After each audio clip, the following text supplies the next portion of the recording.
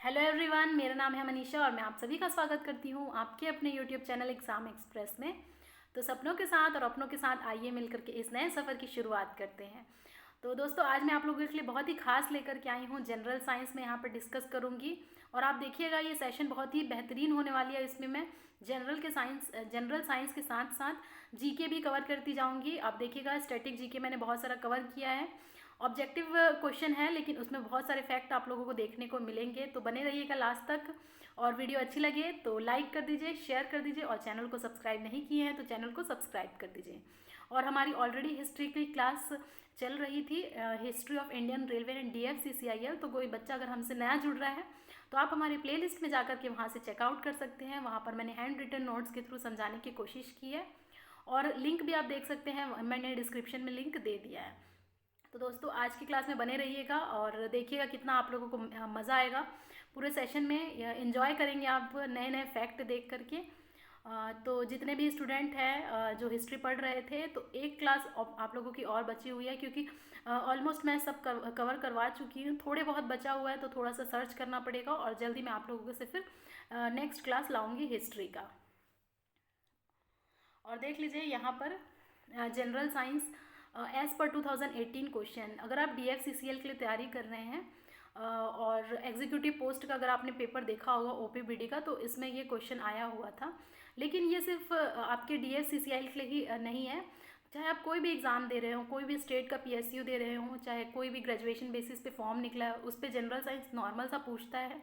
Even railway में भी बहुत पोर्शन आता है जनरल साइंस का। तो जल्दी आने वाला है रेलवे की भी रिक्रूटमेंट RRB की, तो उसके लिए भी आप लोग इसको देख करके अपनी तैयारी कंटिन्यू कर सकते हैं।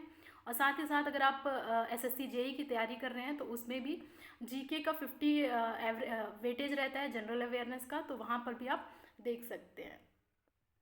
तो बने रहिएगा और देखिएगा कि कैसे मैं एक क्वेश्चन से आप लोगों को लेकर के बहुत सारे नए नए फैक्ट्स दिखाती हूँ। पूरा सेशन आप एंजॉय करेंगे और आई होप आप लोगों को अच्छा लगेगा। तो लाइक करते रहिए, शेयर करते रहिए।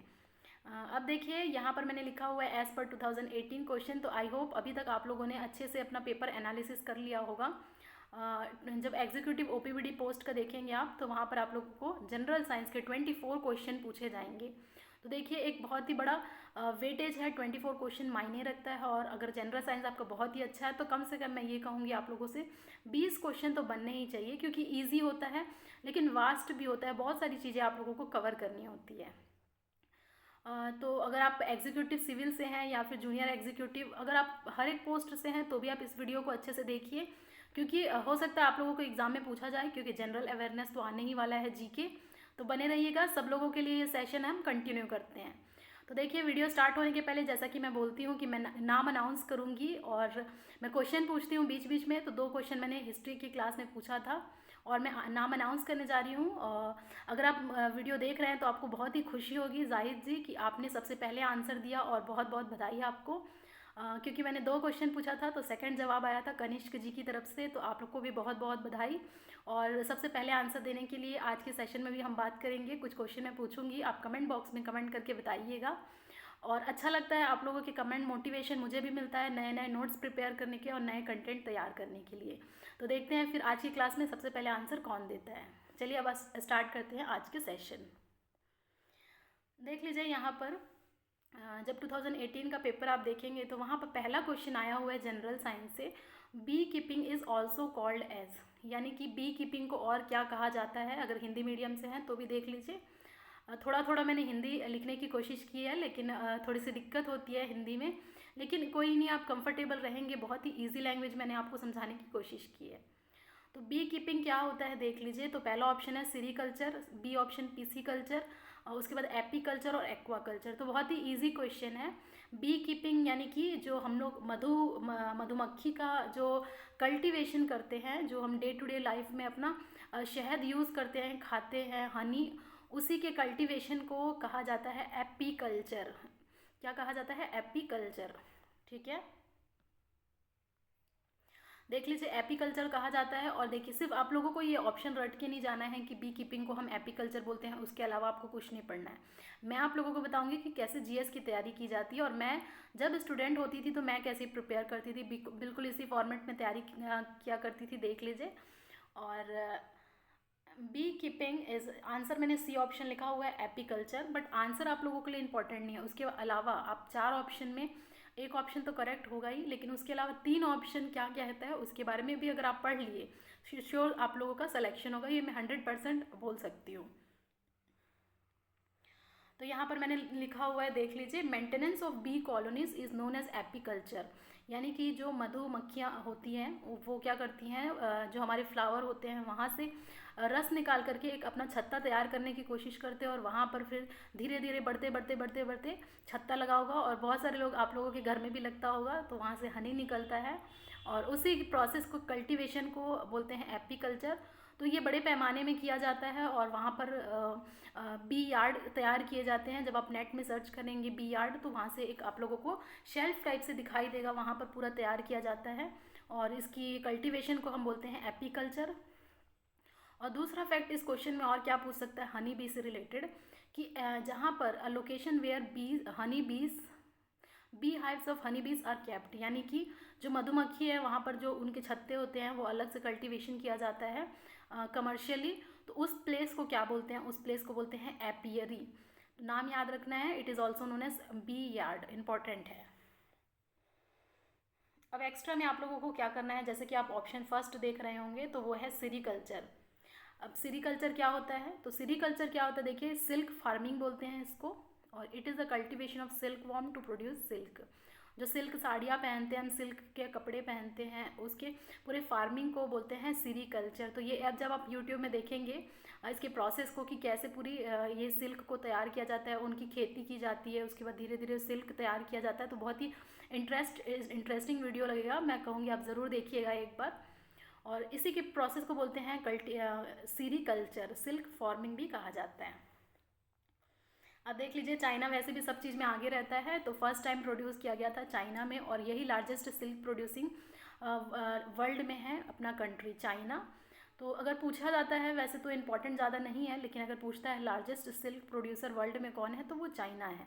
और आप मुझे पहला क्वेश्चन बताएंगे कि इंडिया कौन से नंबर में एग्जिस्ट करता है सिल्क प्रोड्यूस के नंबर पे।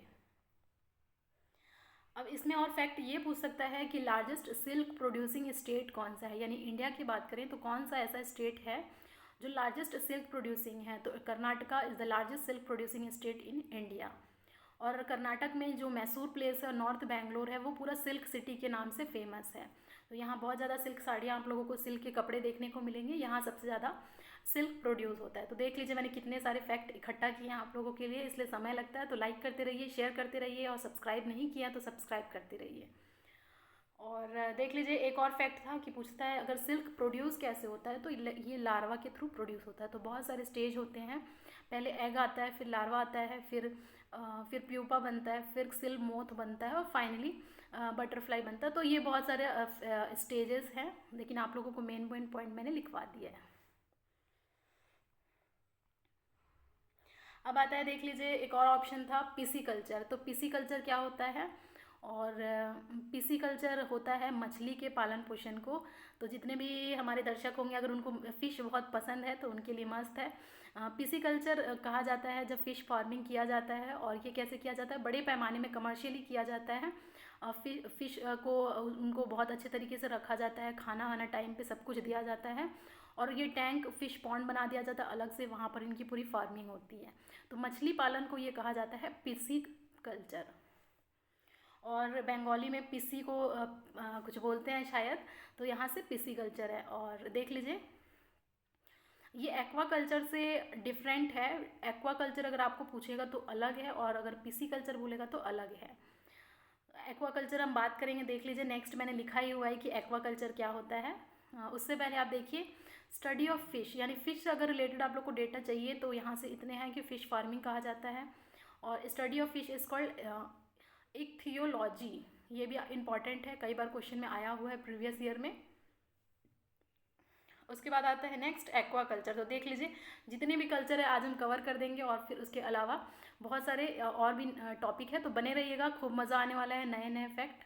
देखिए, ये देखने से तो बहुत थोड़ा सा लगता है कि बिल्कुल थोड़ा सा है, लेकिन डेटा बहुत सारा मिल रहा है आप लोगों को, जीके जनरल नॉलेज कितना बढ़ रहा है आप लोगों को। इसीलिए हमेशा ऐसे पढ़ना चाहिए कि जैसे कि आप कोई भी वर्ड सुने उसके बारे में क्या क्वेश्चन आया है और क्या पूछ सकता है, तभी आप लोगों का श्योर सिलेक्शन होगा। क्योंकि कभी भी आप रट के नहीं जा सकते हैं कोई चीज़ को, जस्ट पिसिकल्चर है फ़िश के लिए। उसके अलावा फ़िश के बारे में और आप क्या क्या जानते हैं, उसकी स्टडी को क्या कहते हैं, तो सब कुछ आप लोगों को पता होना चाहिए, तभी आप लोगों का एक ओवरऑल पूरा तैयारी होगी, अच्छे से प्रिपरेशन होगा। और मैं wish you all the best. आप लोगों को कहना चाहूँगी कि आप लोग का जल्दी सिलेक्शन होने वाला है और आप DFCCL को ज्वाइन करने वाले हैं। और चाहे आप किसी और चीज़ की तैयारी कर रहे हैं तो उसको भी आप श्योर सेलेक्ट होकर के आइए, फाइनल में नाम लेकर के आइए और हमारे साथ मौका मिलेगा आप लोगों को इंटरेक्ट करने का। फिर मैं आप लोगों का इंटरव्यू लूँगी, जैसे मैंने सर का इंटरव्यू लिया था कि आपने कैसे प्रिपरेशन किया, और फिर आप कहिएगा कि मैम से हमने प्रिपरेशन किया, तो मुझे बहुत खुशी होगी। और उसके बाद आता है, देख लीजिए, एक्वा कल्चर। तो एक्वा यानी कि पानी, जल कृषि को कहा जाता है। और ये इसमें क्या होता है, इसको एक्वा फार्मिंग भी कहा जाता है, एक्वीकल्चर भी कहा जाता है। एक्वा मतलब सिंपल पानी, जैसे एक्वा गार्ड होता है वैसे एक्वा कल्चर है।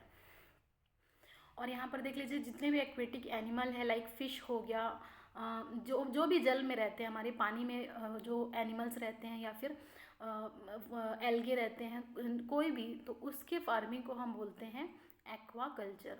तो it is the farming of aquatic animals such as fish, aquatic plant, algae, etc. And aquaculture is also known as mariculture, नहीं, marine से mariculture आया। तो अगर आपको मैरीकल्चर बोलता है तो आप बोल सकते हैं it is a branch of aquaculture which deals with the farming of aquatic animals such as fishes, aquatic plant, algae, etcetera. तो आई होप आप ये आप लोगों को अच्छे से क्लियर होगा। और नेक्स्ट आते हैं, देख लीजिए, हॉर्टिकल्चर। इम्पॉर्टेंट है, कई बार पूछा गया कि हॉर्टिकल्चर क्या होता है, ज़रा बताइए। तो बागबानी यानी कि सिंपल वेजिटेबल फार्मिंग होता है, बहुत सारे हम लोग फ्रूट उगाते हैं, फल उगाते हैं, सब्जियां उगाते हैं, इस पूरे प्रोसेस को, कल्टीवेशन को कहा जाता है हॉर्टिकल्चर, और हिंदी में कहूँ तो बागबानी के नाम से जाना जाता है। और एक नाम से जाना जाता है, देख लीजिए, थोड़ा डिफरेंट है, हो सकता है बहुत सारे आप स्टूडेंट ऐसे होंगे जो पहले सुन रहे होंगे, तो इट इज़ नोन एज ऑलरीकल्चर। तो नाम थोड़ा डिफरेंट है, लेकिन ये इतना इंपॉर्टेंट नहीं है, हॉर्टिकल्चर आप लोग के लिए इंपॉर्टेंट है, फिर भी मैं लिख दी हूँ, क्योंकि अगर नया टर्म आपको दिखता है तो आपसे ही बनना चाहिए, और वीडियो देख रहे हैं तो इसका तो फ़ायदा होना ही चाहिए, थोड़ा डिफरेंट भी मिलना चाहिए। सो कल्टीवेशन ऑफ फ्रूट फार्मिंग है, तो इसको मैंने इतना हाईलाइट नहीं किया है क्योंकि इसमें कुछ भी नहीं है, फ्रूट कुछ नहीं है इसमें, नाम में ही है, तो क्या याद रखेंगे, इसलिए cultivation fruit is not important as far as exam is concern. Next is floriculture. Floriculture important है क्योंकि फ्लोरिकल्चर ये होता है फ्लावर फार्मिंग से। और देख लीजिए, बहुत ही सुंदर खेती होती है, जब आप पूरे मान लीजिए अगर गुलाब की खेती देखेंगे तो बहुत ही सुंदर लगता है, चाहे आप किसी भी फ्लावर का देखेंगे, सूरजमुखी हो, सनफ्लावर हो, या फिर कोई भी अपना गेंदे का फूल हो, तो पूरे उस कल्टीवेशन को हम बोलते हैं फ्लोरिकल्चर, फ्लावर फार्मिंग को। और ये बहुत ही बड़े बड़े पैमाने में किया जाता है, क्योंकि जब पूजा पाठ होती है तो वहाँ पर बहुत ज़्यादा यूज़ किया जाता है फ्लावर का, और बहुत डिमांड होता है, चाहे अगर कोई मैरिज फंक्शन हो रहा हो तो वहाँ पर भी डिमांड की जाती है, तो उसके अकॉर्डिंग बहुत सारा कल्टीवेशन किया जाता है अलग अलग फूल का, और बहुत ही सुंदर सुंदर फूल आते हैं, ऑर्किड्स आते हैं, चमेली आते हैं, बहुत सारे अच्छे अच्छे फूल्स आते हैं, उनके कल्टीवेशन को बोलते हैं फ्लोरिकल्चर। और यहाँ तक ये ख़त्म नहीं हुआ, क्योंकि देखिए मैं बोल रही हूँ, जब भी अगर आप एक टर्म देखते हैं तो उसकी आपको पूरे स्टडी अच्छे से पढ़ना है। फिर आता है, देख लीजिए, स्टडी ऑफ फ्लावर। तो बहुत सारे आप लोगों को जनरल साइंस में पूछता है स्टडी ऑफ दिस इज मतलब क्या बोला जाता है, स्टडी ऑफ इसका क्या होता है।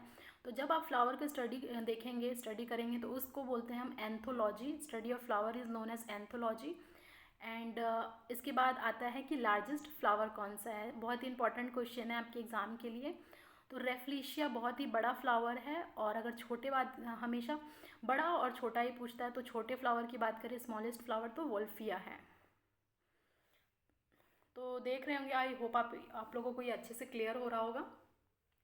लार्जेस्ट फ्लावर है ना, स्मॉलेस्ट फ्लावर, तो सुंदर सा फूल है, देखिएगा आप ज़रूर। और उसके बाद आते हैं, देख लीजिए, फ्लावर में ही दो टर्म आता है पोमोलॉजी। तो पोमोलॉजी भी इंपॉर्टेंट है, ये क्या होता है, it is a branch of botany which analysis and cultivates the fruit.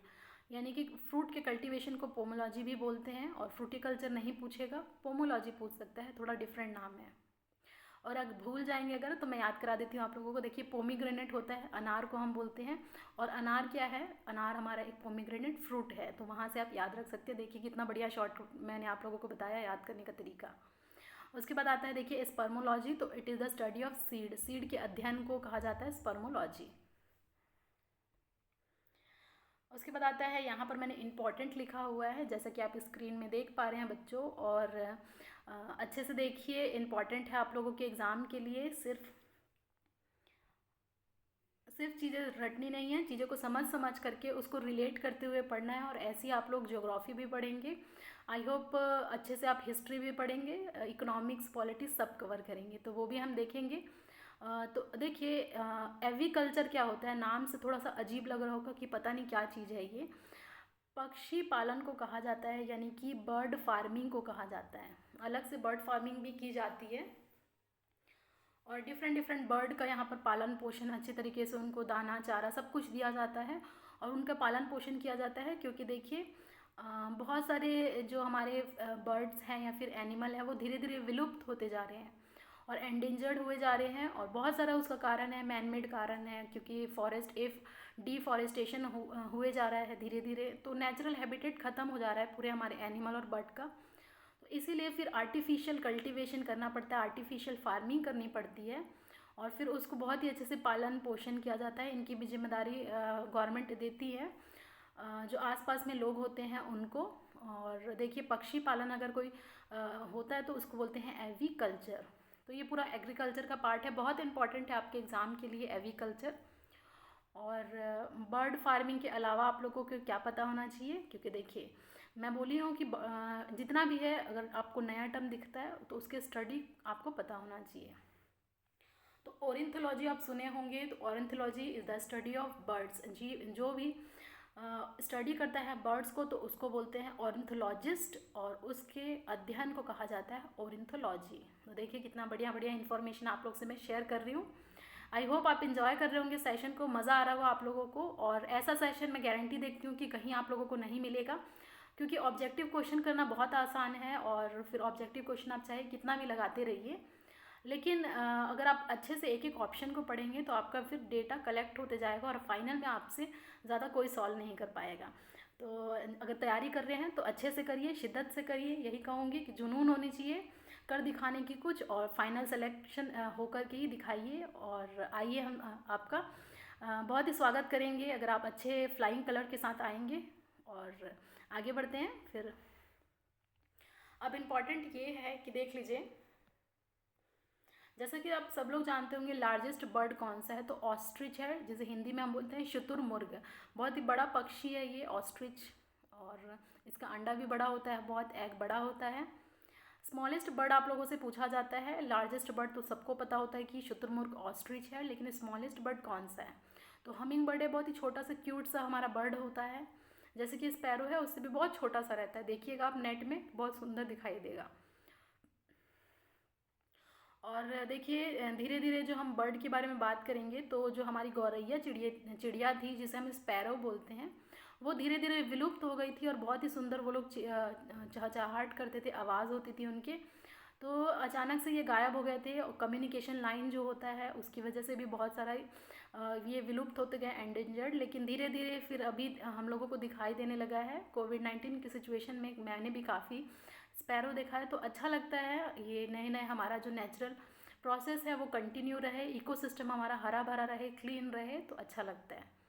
अब आइए देखते हैं फादर ऑफ इंडियन ऑर्निथोलॉजिस्ट किसे कहा जाता है। इम्पॉर्टेंट है, बहुत ज़्यादा फ्रिक्वेंटली क्वेश्चन पूछा जाता है कि फादर ऑफ इंडियन ऑर्निथोलॉजिस्ट किसे कहा जाता है। तो आपको ये जान के खुशी होगी, सुने होंगे आप कि सलीम अली जी जो हमारे थे उनको फादर ऑफ इंडियन ऑर्निथोलॉजिस्ट कहा जाता था। और ये बहुत ही पक्षी से बहुत ही ज़्यादा प्यार था, इनको लगाव था, और बहुत कुछ उन्होंने किया भी था, उनके पालन पोषण से लेकर के बहुत कुछ, जो अगर आप डीप में पढ़ना चाहते हैं तो पढ़ सकते हैं, लेकिन ज़रूरत नहीं है। सिर्फ आप लोगों को इतना नॉलेज होना चाहिए कि फादर ऑफ इंडियन ऑर्निथोलॉजिस्ट किसे कहते हैं, सलीम अली को कहा जाता है। और इन्हें बर्ड मैन ऑफ इंडिया भी कहा जाता था, तो इसकी उपाधि भी उनको दी गई थी। देखिए bird man of India Salim Ali. अब इनसे रिलेटेड कैसा क्वेश्चन आप लोगों को पूछा जाएगा आपके एग्ज़ाम में, तो मैंने ये 3 चीज़ में डिवाइड किया है, देख लीजिए। यहाँ से आप लोगों का फिर डेटा बनना शुरू होता है और जीके शुरू होता है। स्टैटिक जीके है लेकिन इम्पॉर्टेंट है। देखिए अगर आप लोगों से पूछा जाएगा Salim Ali centre for ornithology and natural history, तो ये है तमिलनाडु में। कहाँ पर है? तमिलनाडु में। जब साउथ जाएंगे तब देखेंगे तमिलनाडु में ये इनका सेंटर है। और सेकंड नंबर पे आता है सलीम अली नेशनल पार्क, और इसे सिटी फॉरेस्ट नेशनल पार्क भी कहा जाता है। तो अगर आप लोगों से नेशनल पार्क के बारे में बात की जाए सलीम अली, तो जम्मू एंड कश्मीर लगाना है, श्रीनगर में है ये। और अगर आपको बर्ड सेंचुरी बोल देता है, देखिए यहाँ पर कितना डिफरेंस आया है। देखने में सब सेम लगता है, आप हड़बड़ी में क्या करेंगे, आप सीधा कुछ भी लगा के आ जाएंगे जो आपने जनरली पढ़ा होता है। जैसे कि सलीम अली बर्ड सेंचुरी बहुत लोगों को पता है होता है कि गोवा में है, लेकिन आप लोगों से पूछ क्या रहा है वो इम्पॉर्टेंट है। इसीलिए मैंने आप लोगों को डिफ्रेंशिएट करने के लिए तीनों देखिए कितने सुंदर तरीके से लिखा हुआ है और मार्क किया है। तो first Salim Ali centre for ornithology and natural history, it is in Tamil Nadu. Second Salim Ali national park और which is also known as city forest national park, it is in Jammu and Kashmir, Srinagar. Third Salim Ali bird sanctuary, it is in Goa. तो 3 fact तैयार हो गए आपके। 3 कैसे, मैं कहूँगी कि 4, 5, 6 करीबन 10 फैक्ट इससे आप कलेक्ट कर लिए। नेक्स्ट आता है, देख लीजिए, एनिमल हस्बेंड्री। तो नाम से समझ में आ रहा है कुछ खास नहीं है, ऐसे आप लोगों को डायरेक्ट नहीं पूछेगा। उसके बाद आइए देखिए एनिमल हस्बेंड्री, तो मैंने कहा कुछ खास उतना नहीं है, लेकिन खास इसमें ये है कि स्टडी ऑफ एनिमल किसको कहा जाता है। तो जूलॉजी जो एक ब्रांच होती है बायोलॉजी की, जैसे कि कोई स्टूडेंट अगर बायोलॉजी बैकग्राउंड से होगा तो वो बायोलॉजी में जूलॉजी और बॉटनी पढ़ता है। तो जूलॉजी जब हम एनिमल का स्टडी करते हैं उसको बोलते हैं, जब हम प्लांट की स्टडी करते हैं उसको बॉटनी बोलते हैं। तो यहाँ से आया कि जूलॉजी, अब फादर ऑफ जूलॉजी किसको कहा जाता है, तो ये एरिस्टोल को कहा जाता है। किनको कहा जाता है, इंपॉर्टेंट क्वेश्चन है। एरिस्टोल को फादर ऑफ बायोलॉजी भी कहा जाता है और फादर ऑफ जूलॉजी भी कहा जाता है। तो देखिए कितना सुंदर सुंदर क्वेश्चन आप लोग के लिए तैयार किया है मैंने। और लाइक करते रहिए, शेयर करते रहिए, सब्सक्राइब नहीं किया तो सब्सक्राइब करते रहिए, ताकि मुझे भी मोटिवेशन रहेगा ऐसे ऐसे नए अच्छे अच्छे नोट्स बनाने के लिए आप लोगों को, और आपका एग्ज़ाम क्लियर कराने में हेल्प करेगा आपको। उसके बाद आता है विटीकल्चर, इंपॉर्टेंट है आपके एग्जाम पॉइंट ऑफ व्यू से। विटी यानी कि एक लैटिन टर्म है वाइन, वहाँ से ये आया है। तो ये अंगूर की खेती को जो है वो कहा जाता है विटीकल्चर, यानी कि ग्रेप्स फार्मिंग को, और उसके बाद वाइन ग्रोइंग भी कहा जाता है। तो ये जब खेती की जाती है इसकी अच्छे से फार्मिंग, तो वहाँ से वाइन तैयार होता है। ठीक है, आई होप ये आप लोगों को क्लियर होगा। तो अगर विटीकल्चर पूछता है तो ग्रेप्स फार्मिंग कहना है, इंपॉर्टेंट है। फंगी कल्चर, तो कई स्टूडेंट फंगी कल्चर देख करके लगा देंगे कि ये फंगी के कल्टीवेशन को कहते हैं, but it is the cultivation of mushroom. Mushroom farming को कहा जाता है ये। और इम्पॉर्टेंट है, मशरूम की अगर मैं बात करूँ तो इसे कुकुरमुत्ता बोला जाता है हिंदी में। देखिए इसमें बहुत ही ज़्यादा प्रोटीन होता है, और अगर आप नॉन वेजिटेरियन हैं तो आप लोगों के लिए तो काम चल जाता है चिकन मटन एग से।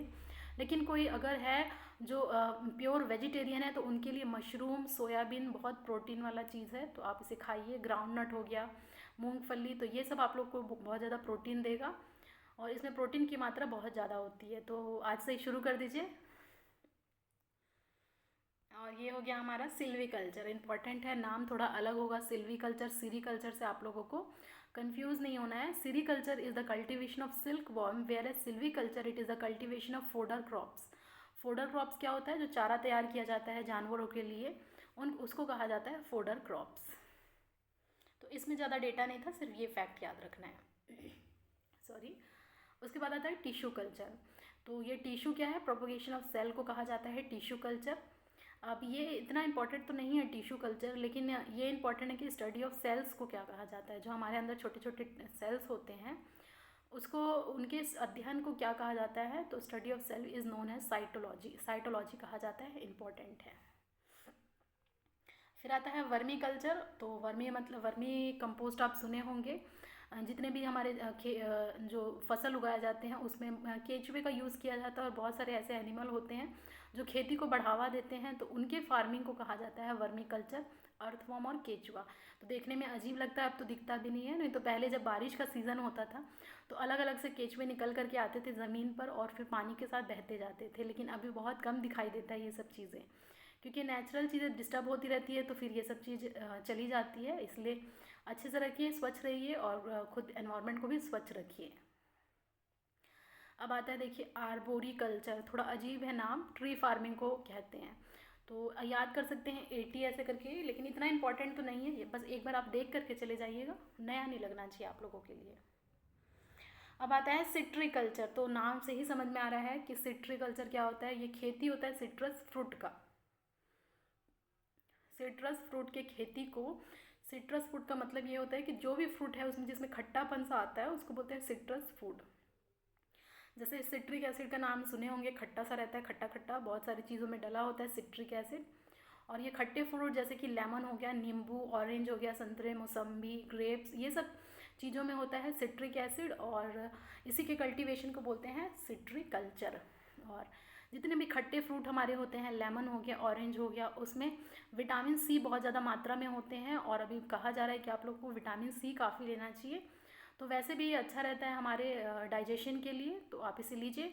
और अब आपका आता है क्वेश्चन, विटामिन सी की कमी से कौन से डिजीज़ होते हैं, वो आप मुझे कमेंट बॉक्स में कमेंट करके बताइए। देखते हैं सबसे पहला जवाब कौन देता है। तो यहाँ तक देखिए मैंने कितना सारा डेटा आप लोगों को बताया। जितने भी एग्रीकल्चर के जो कल्चर वाला पार्ट था, हॉरिकल्चर, सीरीकल्चर, पिसिकल्चर, सब कुछ मैंने डिस्कशन किया। तो एक क्वेश्चन से आप ये समझ सकते हैं कि आप लोगों को कितना सारा डेटा तैयार हो गया। तो ऐसे ही पढ़ा करिए, आप लोग बहुत आगे तक जाएंगे, देखिएगा। अब जब आप नेक्स्ट क्वेश्चन देखेंगे एग्जीक्यूटिव वाला, तो ओपीबीडी का, वहाँ पर आप लोग को एक ये क्वेश्चन भी दिखाई देगा, which of the following is an instrument for measuring electric current. Answer बहुत ही सिंपल है इस क्वेश्चन का। अगर ऑप्शन नहीं भी दिया रहता तो सबको पता है, अगर आप इलेक्ट्रिकल इलेक्ट्रॉनिक्स के स्टूडेंट हैं तो डेफिनेटली आपको पता होना ही चाहिए। लेकिन इन जनरल कोई भी ग्रेजुएट है तो हम 12th तक फिजिक्स पढ़ते ही हैं, वहाँ पर हम लोग बहुत ज़्यादा पढ़ते थे कि इलेक्ट्रिक करंट के मेजरिंग को क्या, इंस्ट्रूमेंट को क्या कहते हैं। एमीटर कहा जाता है, AMMETER, एमीटर। फिर से बात यहाँ ख़त्म नहीं हो जाती। अब एमीटर के बारे में आप लोगों को क्या क्या जानना चाहिए वो इम्पोर्टेंट है, आइए देखते हैं। तो measurement, ammeter is a device, is an instrument which is used for the measurement of electric current. अब आप कई बार एग्जाम देते होंगे, आरआरबी का भी आपने एग्जाम दिया होगा, तो वहाँ आप लोग को एक गैल्वेनोमीटर टर्म सुनाई दिया होगा, दिखाई दिया होगा मोस्ट फ्रिक्वेंटली। तो वो भी होता है इलेक्ट्रिक करंट की मेजर करने को ही बोलते हैं इंस्ट्रूमेंट को गैल्वेनोमीटर। अगर आता है तो ये भी आप ऑप्शन ध्यान रखिएगा। लेकिन ये लो एम्पलीट्यूड को मेजर करता है। आपसे इतना नहीं पूछेगा, सिर्फ पूछेगा इलेक्ट्रिक मेजर करने के इंस्ट्रूमेंट को बताइए। तो गैल्वेनोमीटर अगर ऑप्शन में होता है, एमीटर ना दिखाई दे तो गैल्वेनोमीटर मारिएगा। इसलिए मैं ये सब क्वेश्चन आप लोग के लिए तैयार की हूँ। अब देख लीजिए, इन जनरल इलेक्ट्रिक करंट क्या होता है। तो it is the rate of flow of electrons in a conductor. कोई भी कंडक्टर है उसमें पर सेकंड कितने इलेक्ट्रॉन फ्लो हो रहे हैं, कितना चार्ज हो रहा है एक सेकंड में, उसको कहा जाता है इलेक्ट्रिक करंट। अगर फॉर्मूला देखें तो आई से हम डिनोट करते हैं, कैपिटल आई भी होता है। It is equal to Q upon में टी। क्यू क्या है यहाँ पर हमारा, क्यू चार्ज है और टी टाइम है सेकेंड में। तो यहाँ से Q का फॉर्मूला आप देख पा रहे हैं, current into time, I into time. ये बिल्कुल बेसिक है, ऐसा नहीं है कि आप लोग का इलेक्ट्रिकल सब्जेक्ट बहुत स्ट्रांग होगा तभी आप ये सॉल्व कर पाएंगे। इन जनरल हम पढ़ते हैं ये सब चीज़ें, तो इसीलिए ये इंपॉर्टेंट है। जब आप करंट इलेक्ट्रिसिटी का वाला पूरा पोर्शन देखेंगे जनरल साइंस में, तो वहाँ पर ये इंपॉर्टेंट हो जाता है। अभी डिस्कशन कर लेते हैं, देख लीजिए। यूनिट हमारा करंट का होता है एम्पियर। इंपॉर्टेंट है, बेसिक में पूछा जा सकता है। और अगर चार्ज का मैं यूनिट देखूँ तो करंट इंटू टाइम, करंट का होता है एम्पियर और टाइम का होता है सेकेंड या फिर आवर्स। तो एम्पियर आवर्स इसका हो जाएगा हमारा चार्ज का यूनिट। और कूलम भी होता है, तो 2 यूनिट होती है, दोनों आप लोगों को अच्छे से पता होनी चाहिए। अब देखिए, जब आप पावर बैंक मंगाते हैं अमेज़न या फ्लिपकार्ट से या फिर जाके शॉप में ख़रीदते हैं, तो आप क्या बोलते हैं वहाँ पर, भैया 1000 mAh का पावर बैंक दे दीजिए या भैया 5000 mAh का पावर बैंक दे दीजिए। तो वहाँ पर होता है ये चार्ज का यूनिट, स्मॉल m मतलब मिली एम्पियर आवर्स को शो करता है ये। और ये बताता है कि कितना चार्ज स्टोर है, यानी कि अगर 1000 mAh का है तो ये चार्ज को शो करता है। तो ये डे टू डे लाइफ का है, इसलिए आपके एग्ज़ाम के लिए बहुत इंपॉर्टेंट है। और चार्ज ऑफ इलेक्ट्रॉन तो सबको पता है, 1.602 इंटू 10⁻⁻19 कूलम। और ये हमारा नेगेटिवली चार्ज होता है, प्रोटॉन पॉजिटिवली चार्ज, और न्यूट्रल में कोई भी चार्ज नहीं होते हैं। तो मास ऑफ इलेक्ट्रॉन भी आप लोग को पता है, पूछ लेता है कई बार, 9.1 into 10⁻31 kg। And most important question, आप कमेंट करके बताइए कि मास ऑफ इलेक्ट्रॉन कितना होता है, सॉरी प्रोटॉन कितना होता है और कितना वो टाइम्स होता है इलेक्ट्रॉन के, यानी रिलेशन बताना आप लोगों को इलेक्ट्रॉन और प्रोटॉन के मास का। तो फटाफट से बताइए, इंपॉर्टेंट है क्वेश्चन। अब आता है, देख लीजिए पोटेंशियोमीटर। तो आप एक ऑप्शन में देख रहे होंगे पोटेंशियोमीटर क्या होता है। तो बहुत ही सिंपल है, एक वोल्टेज डिवाइडर होता है ये सर्किट। रेजिस्टेंस के थ्रू हम वोल्टेज को एडजस्ट कर लेते हैं। जब लैब में आप परफॉर्म कर रहे होंगे कई बार एक्सपेरिमेंट, तो पोटेंशियोमीटर का मोस्ट फ्रिक्वेंटली यूज़ किया जाता है। और ये कुछ नहीं है, ये वोल्टेज डिवाइडर सर्किट है, वोल्टेज को एडजस्ट करने के लिए किया जाता है। And it is also known as pot और pot meter. And it is used for comparing electromotive force of cell, यानी ईएमएफ सेल का जो होता है उसको कंपेयर करने के काम आता है। सिंपल कंपेयर यानी कि यहाँ पर एडजस्टेबल वोल्टेज डिवाइडर है ये। तो इसमें इतना ही, आप लोगों को सिर्फ ये 3 लाइन से ही क्वेश्चन आएगा। अब आता है वोल्ट मीटर। तो ये एक और ऑप्शन में था हमारे, वोल्ट मीटर क्या होता है। तो जितने भी वोल्टेज मेजर करते हैं वो होता है वोल्ट मीटर। और it is use to measure the electric potential difference between the 2 point, यानी कि मान लीजिए यहाँ का कुछ पोटेंशियल है, यहाँ का कुछ पोटेंशियल है। मान लीजिए 10 वोल्ट है, यहाँ का 5 वोल्ट है, तो दोनों के बीच में कितना डिफरेंस है उसको ही मेजर करता है वोल्ट मीटर। तो basically it measures the electric potential difference between the 2 points. और अगर दोनों को इक्वल पोटेंशियल हो गया, जैसे कि ये भी 10 वोल्ट पे है, ये भी 10 वोल्ट पे है, then it is known as the equipotential, यानी एक ही पोटेंशियल पे है वो इक्वल, या तो फिर उसके बीच में ज़ीरो वोल्टेज है। और फिर ज़ीरो वोल्टेज है अगर दोनों के बीच में, तो उसको बोलते हैं हम शॉर्ट सर्किट की कंडीशन। जब दोनों वोल्टेज पोटेंशियल सेम हो जाता है उस कंडीशन को बोलते हैं शॉर्ट हो जाता है। तो कभी आप देखे होंगे जब घरों में क्या होता है, हम बोलते हैं शॉर्ट सर्किट हो गया, यानी कि हमारा तार आपस में चिपक गया, पोटेंशियल डिफरेंस ज़ीरो हो गया दोनों के बीच में। और यूनिट हम वोल्टेज का जानते ही हैं, वोल्ट या फिर किलो वोल्ट्स में होता है। और जैसे कि पावर सिस्टम वगैरह जब आप पढ़ेंगे तो वो केवीज़ में होता है हमारा काम। उसके बाद लास्ट ऑप्शन देख रहे होंगे इलेक्ट्रिक मीटर। तो ये क्या होता है, ये एक एनर्जी मीटर है और इसे इलेक्ट्रिकल मीटर भी कहा जाता है। It is also known as electricity meter. तो ये देखिए, जब आप घर का बिजली बिल देखते होंगे, सिंपल अपने घर का बिजली बिल उठाइए, वहाँ पर वो हमारे यहाँ एक एनर्जी मीटर लगा रहता है और वो बताता है कि पूरे महीने का आपका बिजली बिल कितना है, आपने कितना पावर कंज्यूम किया, कौन कौन से डिवाइसेस हैं जो ज़्यादा पावर कंज्यूम कर रही है, सब कुछ उस बिल में जैसे लिखा रहता है। और आजकल तो थोड़ा शॉर्टकट हो गया, छोटा सा हमारा एक पन्ने छोटा सा बिल आता है, नहीं तो पहले इतने बड़े पेज में पूरा सब कुछ बहुत सारा लिखा हुआ आता था। तो एनर्जी मीटर घर पे लगा रहता है, उसी को हम बोलते हैं इलेक्ट्रिक मीटर। क्या करता है, it measure the consumption of electrical energy consumed by the residents, business, commercial etcetera. अब यूनिट ऑफ एनर्जी क्या होती है, तो ये होती है वॉट आवर या फिर किलो वॉट आवर हो सकता है, क्योंकि एनर्जी होता है पावर इनटू टाइम। अब इसके अलावा आप लोगों को क्या क्या आपके एग्ज़ाम के लिए याद रखना है। ऐसा नहीं है कि सिर्फ ये 4 ऑप्शन में से ही आप लोगों को क्वेश्चन पूछा जाएगा DFCCIL में या फिर अदर एग्ज़ाम में। और देख लेते हैं other measuring electrical measuring instrument आपसे क्या क्या पूछा जाता है। तो पहला डायनामो। डायनामो का नाम आप बहुत ही ज़्यादा सुने होंगे। डायनामो कन्वर्ट करता है मैकेनिकल एनर्जी को इलेक्ट्रिकल एनर्जी में। और ये इन्वेंट किसके द्वारा किया गया था, माइकल फैराडे का ने इसका इन्वेंशन किया था डायनामो का, और इन्हें ही बोलते हैं फादर ऑफ इलेक्ट्रिसिटी। तो आप लोगों से पूछा जाता है कि फादर ऑफ इलेक्ट्रिसिटी किसे कहा जाता है, तो अलर्ट हो जाइए, ये माइकल फैराडे को कहा जाता है। इन्होंने ही पूरा ये चीज़ का शुरुआत की थी।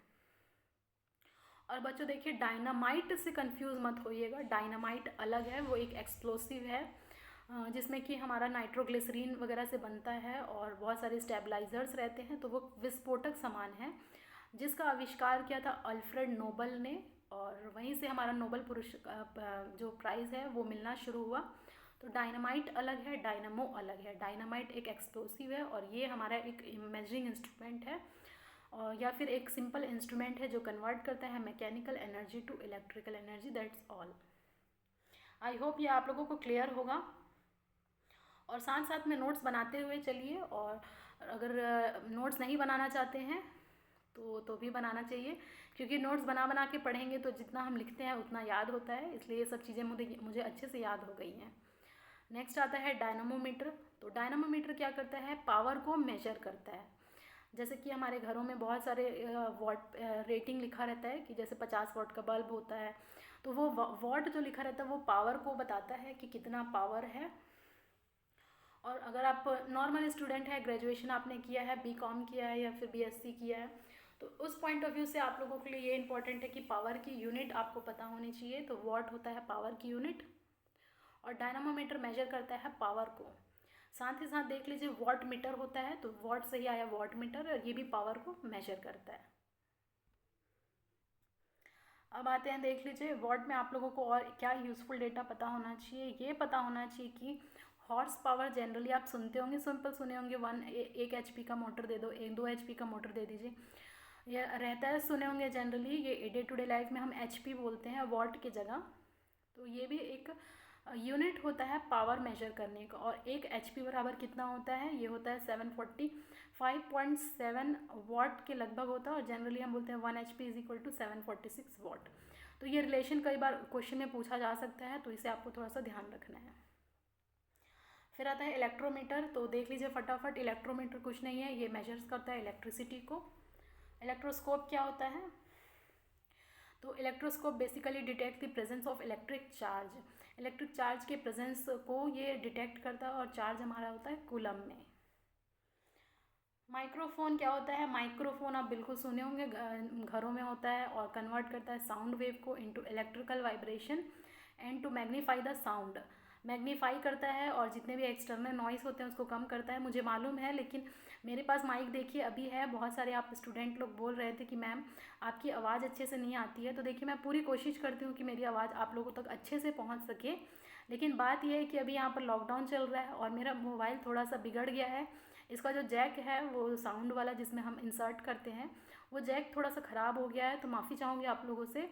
जैसे ही लॉकडाउन यहाँ पर ख़त्म होता है तो मैं जल्दी से जल्दी इसको रिपेयर कराने की कोशिश करूँगी, और एक अच्छा सा माइक ऑलरेडी है उसको यूज़ करके आप लोगों तक अच्छी आवाज़ पहुँच सकेगी। तो देखिए यही कारण है कि अच्छे से आवाज़ नहीं आती है। तो मैग्नीफाई हो सकता है मेरा साउंड और अच्छे से क्लियर हो सकता है, तो उसके लिए डेफिनेटली मैं ट्राई करूँगी।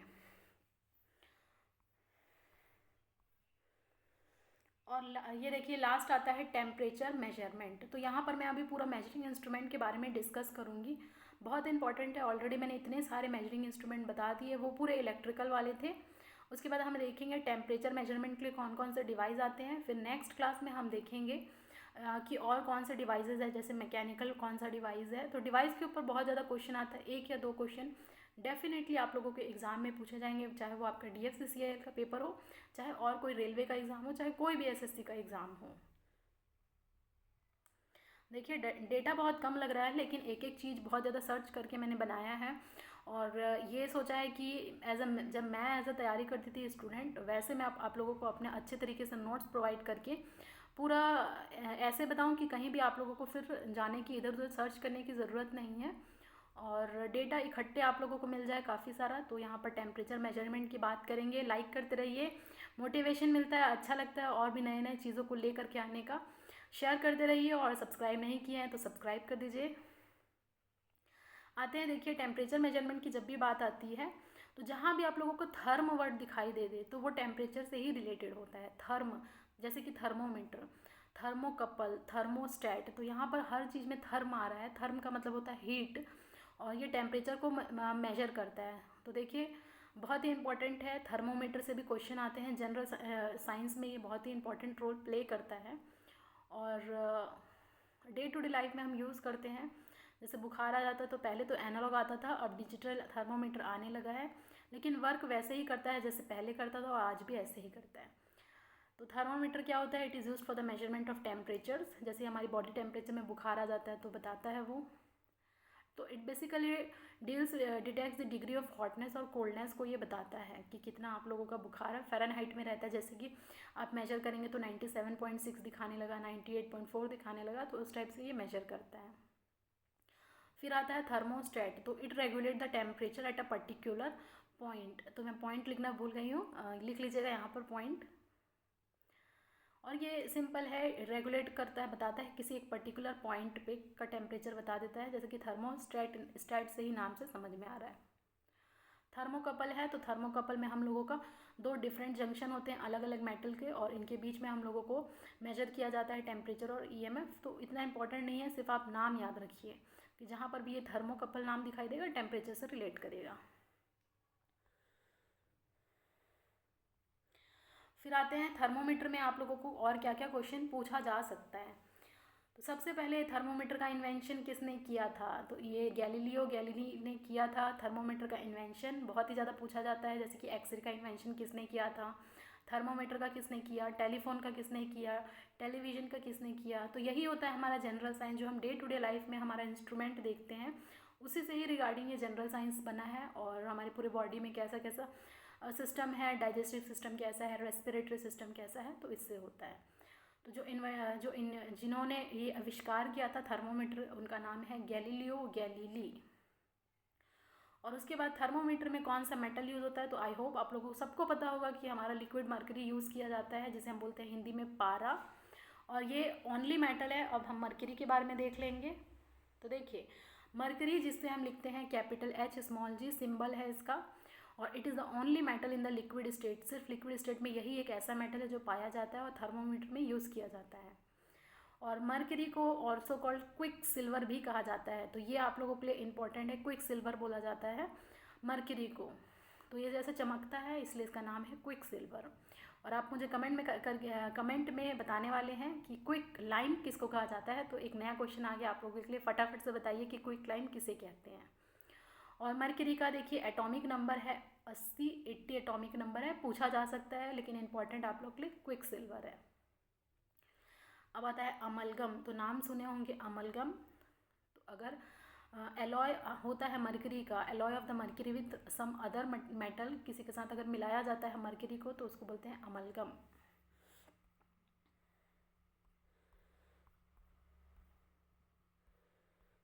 उसके बाद आता है, देख लीजिए,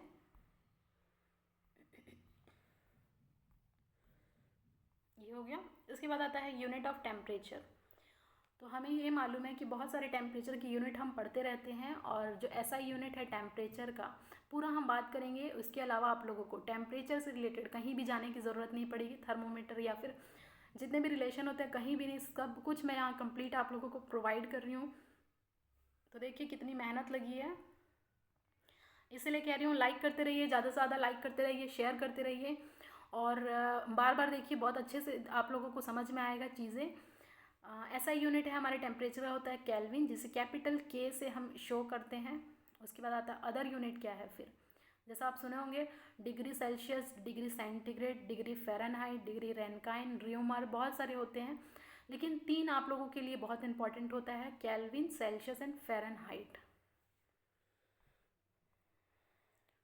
तो this is a relation between the different unit of temperature. जब हम पढ़ते थे फिज़िक्स, तब हम यहाँ पर ये फार्मूला रिकॉल करिए पढ़ते थे, और बहुत इंपॉर्टेंट था, मज़ा आता था ये यूज़ करने में और डिफरेंट रिलेशन निकालने में। तो C/5 is equal to F-32/9 is equal to R/4 is equal to K-273/5, that's all.